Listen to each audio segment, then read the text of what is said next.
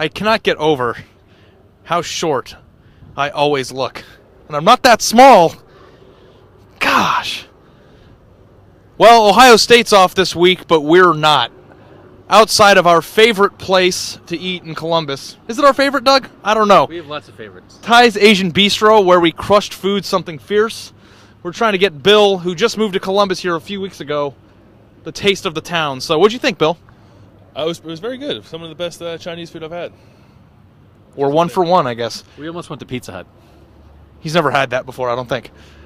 Here we are to discuss what we think Ohio State needs to improve on the most after their 66-0 win over Kent State Saturday, what they have to improve on the most going into the bye week, and then before they host Cincinnati the following weekend. Doug, what do you think? What I think Ohio State needs to work on in this bye week is that second cornerback spot opposite Duran Grant, where they've been playing Eli Apple and Garyon Conley.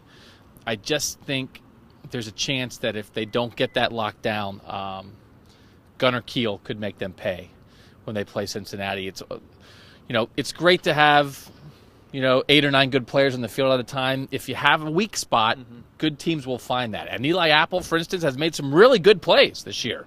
He had a really good interception that impressed everybody early in that Virginia Tech game, but he's also made some mistakes. And so that's not a surprise that a young player would have that happen, but this would be a week to try to get those young players to be not quite so young, because I think if Cincinnati thinks they have a chance to exploit that spot, they'll try to do it.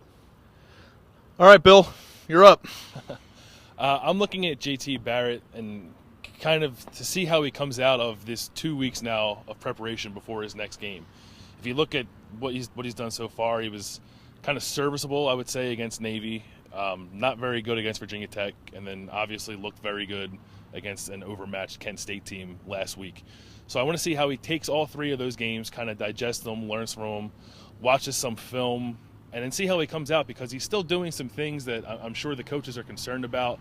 One thing I noticed when I did the TV rewatch was that he kind of stares down his receiver an awful lot, and against Kent State you can get away with that. I don't know if you can get away with that against Cincinnati or any team they'll see in the Big Ten. Some of the stuff with the read option, I think he can make some better reads on that. He's been dropped quite a few times in the backfield on some of those plays. So little things I think he can work on, kind of tweak some things. And he's got 2 weeks to get better, so I want to see what he does with that time. And you all know what I'm obsessed with.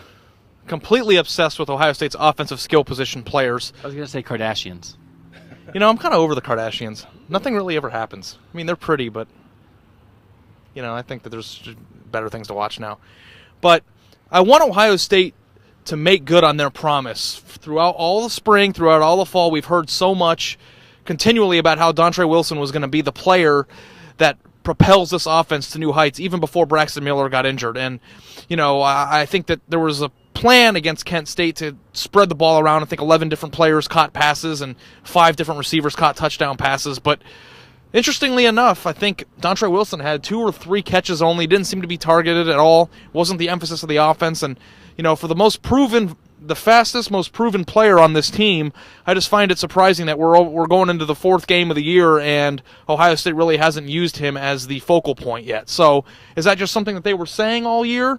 Or is it something that's actually going to happen? Because for Ohio State to get to the point where we expect them to get by the end of the year, I think they're going to need to do it with Dontre Wilson. So there's a lot of guys to play with. Ezekiel Elliott, Curtis Samuel in the backfield, Jalen Marshall, Michael Thomas as wide receivers, H-back. But is Dontre Wilson really that guy? We haven't seen it yet, and I think if a few more weeks go by where it's like this, it's going to be an issue and something that Ohio State might be concerned with. So going into the bye week, getting him more involved is my take and my thing. So, Doug, anything to add? Because you always have one more thing. I might get some dessert. 49-cent cone at McDonald's crushes it 7 different ways a week. For cleveland.com, got Doug LeMaurice here, Bill Landis, I'm Ari Wasserman. You knew that. Stay tuned with our coverage for the next 2 weeks before we get to the Cincinnati game on next Saturday. You got to work on your wrap-ups. I'm good. Thanks again. Have a good day.